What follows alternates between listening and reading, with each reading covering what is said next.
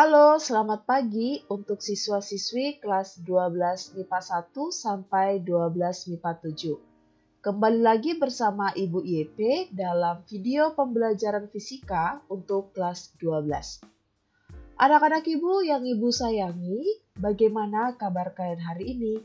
Ibu harap kalian dalam keadaan sehat selalu dan tetap semangat untuk belajar. Pertemuan kali ini kita sudah memasuki materi yang baru, yaitu tentang fenomena kuantum.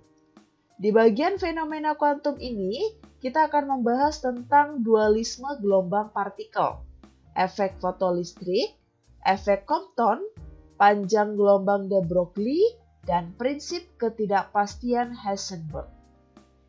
Kita masuk ke pembahasan yang pertama ya.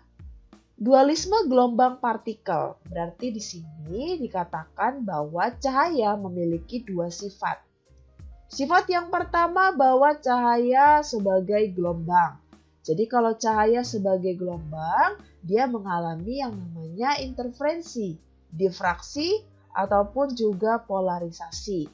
Nah, untuk materi cahaya sebagai gelombang itu sudah kalian dapatkan di pelajaran kelas 11 ya nakku. Kemudian sifat yang kedua bahwa cahaya sebagai partikel. Jika cahaya sebagai partikel berarti dia mengalami efek fotolistrik ataupun efek Compton. Setelah itu kita masuk ke pembahasan tentang efek fotolistrik. Nah, dikatakan sebagai efek fotolistrik berarti peristiwa keluarnya elektron-elektron dari permukaan logam ketika disinari cahaya. Nah, yang disebut sebagai elektron foton. Di sini ada syarat terjadinya efek fotolistrik nakku. Ada 3 ya. Yang pertama, bahwa frekuensi foton harus lebih besar daripada frekuensi ambang logamnya. Syarat yang kedua bahwa panjang gelombang foton harus lebih kecil dari panjang gelombang ambang logamnya. Oke? Kemudian yang ketiga, bahwa energi foton itu harus lebih besar dari fungsi kerja logamnya. Maka dari ketiga syarat tersebut dapat dirumuskan bahwa energi akan sama dengan fungsi kerja ataupun energi ambangnya ditambahkan dengan energi kinetik elektron. Di sini nakku, ini sebagai energi foton yang sudah kita pelajari di hukum Planck ya nakku. Dari sini bisa kita ubah ya bahwa nanti EK itu akan sama dengan energi foton dikurangkan dengan si energi ambangnya ataupun ini bisa dikatakan sebagai fungsi kerjanya. Nah, di sini sesuai dengan hukum Planck bahwa rumusnya kemarin adalah H dikali dengan F. Sedangkan si W ataupun fungsi kerjanya dirumuskan sebagai H dikali dengan F0. Berarti dapat kita ubah, EK itu akan sama dengan H kali F dikurangkan dengan H dikali dengan F0. Dari grafik yang pertama di sini bahwa hubungan antara energi dengan si frekuensinya nakku. Sedangkan pada grafik yang kedua, ini merupakan hubungan antara intensitas dengan tegangannya. Pada grafik kedua dapat dilihat bahwa semakin tinggi intensitas si foton tadi yang dijatuhkan pada permukaan logam, maka semakin banyak elektron yang keluar dari logam tadi. Sehingga semakin besar juga arus yang tercatat pada galvanometer nakku. Maka dari grafik yang kedua ini dapat kita rumuskan besar energi kinetik maksimumnya akan sama dengan besar dari muatan elektron dikalikan dengan potensial hentinya. Kita masuk ke contoh soal yang pertama. Suatu permukaan logam natrium disinari cahaya dengan panjang gelombang 300 nanometer. Fungsi kerja logam natrium adalah 2,46 elektron volt. Tentukan A. Energi kinetik maksimum elektron foton yang dikeluarkan. Dan B. Panjang gelombang ambang natrium. Pertama kita buat dulu diketahuinya ya nakku. Diketahui di sini pertama ada lambdanya. lambdanya adalah 300 nanometer. Kalau kita ubah menjadi meter, maka ini akan sama dengan 3 kali 10 pangkat negatif 7 ya. Karena 1 nanometer itu sama dengan 1 kali 10 pangkat negatif 9. Oke? Setelah itu, di sini ada kata fungsi kerja. Fungsi kerja ini adalah sebagai W nakku. Maka W akan sama dengan 2,46 elektron volt. Nah, sedangkan satuan dari fungsi kerja itu adalah joule. Nah, perlu kalian ingat bahwa besar 1 elektron volt itu sama dengan 1,6 kali 10 pangkat negatif 19 joule. Maka kalau kita ubah ini akan sama dengan, kalau kita kalikan dengan 1,6 ya, kali 10 pangkat negatif 19, hasil fungsi kerjanya itu akan jadi 3,93 kali 10 pangkat negatif 19 joule. Oke? Yang ditanya adalah energi kinetik maksimum elektron foton yang dikeluarkan. Berarti kita cari dulu yang bagian A dengan menggunakan rumus yang tadi ya, bahwa EK sama dengan energi foton dikurangkan dengan fungsi kerjanya. Energi foton diambil dari rumus hukum Planck yang sama dengan H kali F ya nakku. Nah, tapi di soal kita tidak ada hubungannya dengan frekuensi, melainkan ada hubungannya dengan panjang gelombang. Berarti kita ubah ya nakku menjadi H kali C per lambda dikurangkan dengan W. Bisa ya? Yuk kita cari. Hanya berapa? 6,6 ya. Kali 10 pangkat negatif 34 dikalikan dengan C cepat rambat cahaya 3 kali 10 pangkat 8 dibagikan dengan lambda 3 kali 10 pangkat negatif 7. Ini mati ya. Oke, kita kurangkan dengan si W-nya 3,93 kali 10 pangkat negatif 19. Oke, berarti di sini kalau kita buat jadinya 6,6 kali 10 pangkat negatif 19 ya nakku. Kita kurangkan dengan 3,93 kali 10 pangkat negatif 19. Karena perpangkatannya sudah sama, berarti boleh kita kurangkan. Maka besarnya ini akan sama dengan 2,67 kali 10 pangkat negatif 19 joule. Bisa ya untuk bagian A.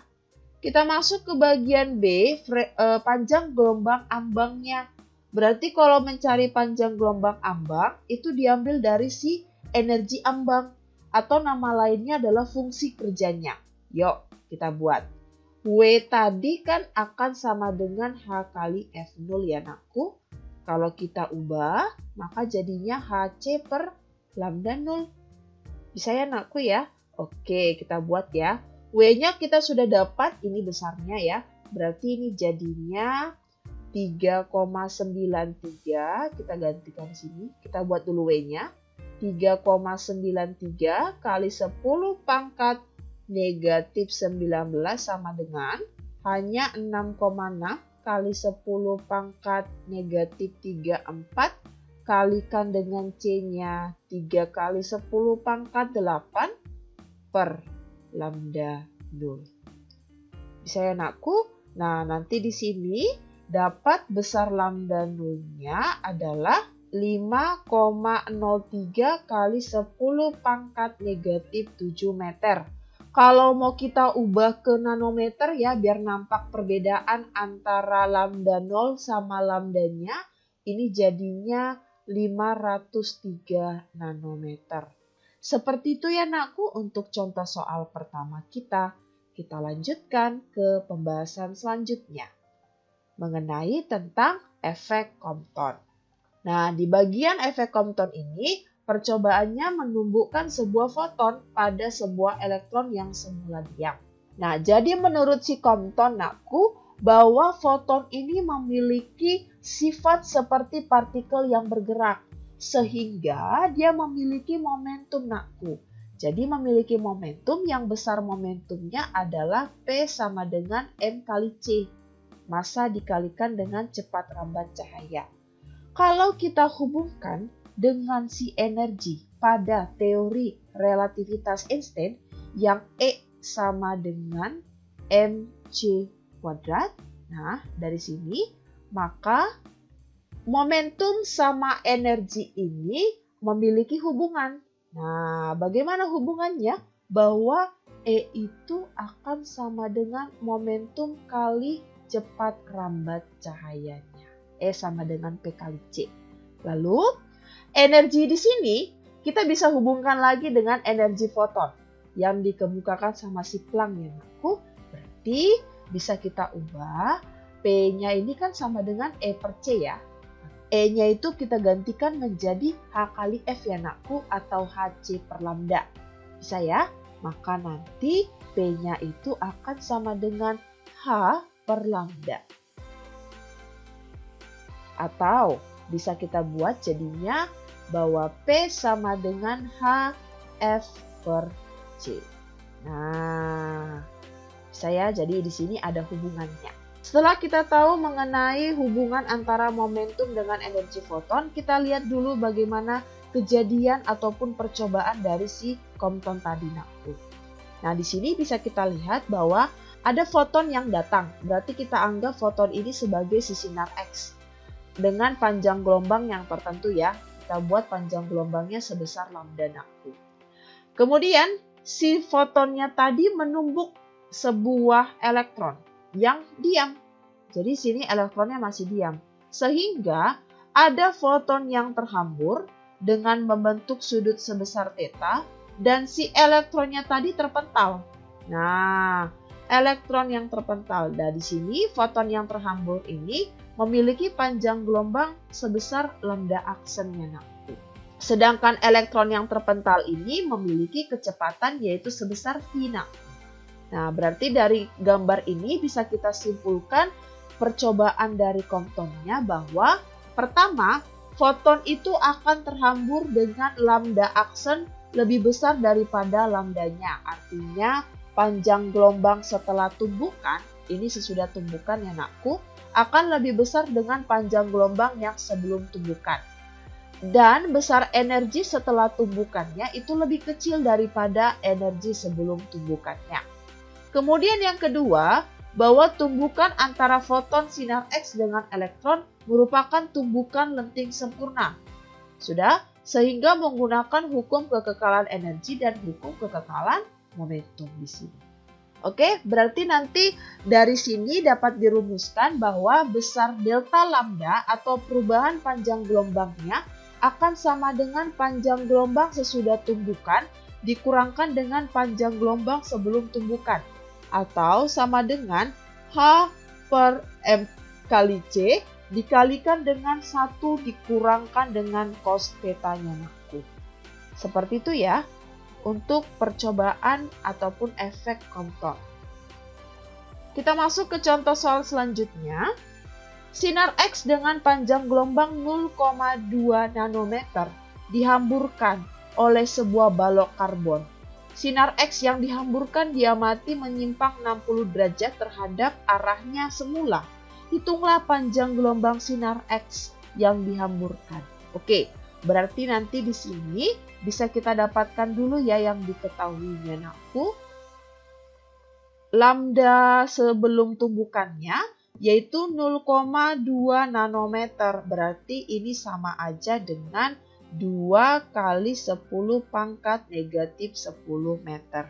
Bisa ya? Selanjutnya besar dari tetanya itu adalah 60 derajat. Yang ditanya panjang gelombang yang dihamburkan.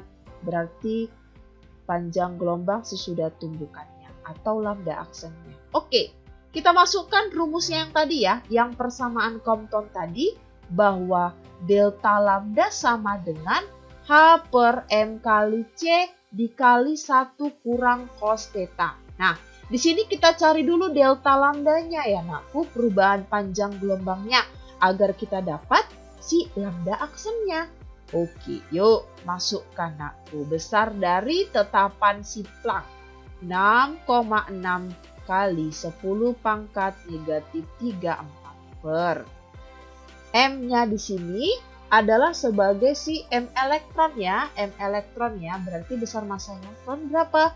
9,1 kali 10 pangkat negatif 31. Setelah itu kita kalikan dengan C 3 kali 10 pangkat 8. Oke, Ibu panjangkan ya. Yuk, 1 dikurang cos theta. Cos 60 berapa sekarang? Setengah ya, masih ya. Oke, yuk mari. Ini bisa kita matikan ya nakku. Ini jadinya 2,2. Ini kan hasilnya setengah ya. Atau bisa Ibu buat seperti ini. 2,2 kali 10 pangkat negatif 34 per 9,1 kali 10 pangkat negatif 23. Kita kalikan dengan setengah ya nakku. Nah, ini kan bisa mati ya. Jadinya 1,1. Berarti tinggal kita buat 1,1 bagi 9,1 itu hasilnya 0,12. Oke, 0,12 kalikan dengan 10 pangkat negatif 11 ya. Pas ya, ini dalam satuan meter. Oke, setelah itu kita buat ke delta lambda sama dengan lambda aksen kurang lambda ya. Pas ya. Berarti jadinya di sini mencari lambda aksen itu sama dengan delta lambda ditambahkan dengan si lambdanya nakku. Oke, tinggal kita tambahkan 0,12 kali 10 pangkat negatif 11 ditambahkan dengan 2 kali 10 pangkat negatif 10. Nah, ini nggak boleh langsung kalian tambahkan ya, karena ini belum dalam perpangkatan yang sama. Ini kita ubah jadi 0,12 kali 10 pangkat negatif 11 tambah 20 kali 10 pangkat negatif 11 ya. Pas ya. Berarti jadinya 20,12 kali 10 pangkat negatif 11 dalam satuan meter. Ada panjang gelombang de Broglie. Nah, jadi menurut si de Broglie bahwa partikel yang berupa elektron ataupun proton mempunyai sifat gelombang. Nah, jadi karena dia memiliki sifat gelombang, panjang gelombangnya tadi itu dinamakan sebagai panjang gelombang dari si de Broglie. Nah, berarti dapat dirumuskan ya bahwa lambda sama dengan H per P. Berarti ini sama aja seperti di bagian momentum yang ada hubungannya dengan energi foton. Yang tadi di efek Compton aku. Oke? Berarti nanti bisa kita ubah P-nya menjadi M kali V di sini. Nah, lalu bagaimana menghubungkan lambda dengan besar tegangannya? Maka nanti lambda akan sama dengan H per akar dari 2 kali M dikali Q dikalikan dengan besar si V-nya ataupun tegangannya. Bagian terakhir ada prinsip ketidakpastian Heisenberg nanti. Jadi menurut si Heisenberg, ciri dari suatu gelombang itu dapat dinyatakan dengan panjang gelombang. Sedangkan ciri dari suatu partikel itu dinyatakan dari besar momentumnya. Jadi, kata si Heisenberg, tidak mungkin kita mengetahui posisi partikel secara teliti dan momentum partikel secara bersamaan. Seperti itu ya anakku untuk ketidakpastian Heisenberg. Selesai untuk materi kita pada bab fenomena kuantum.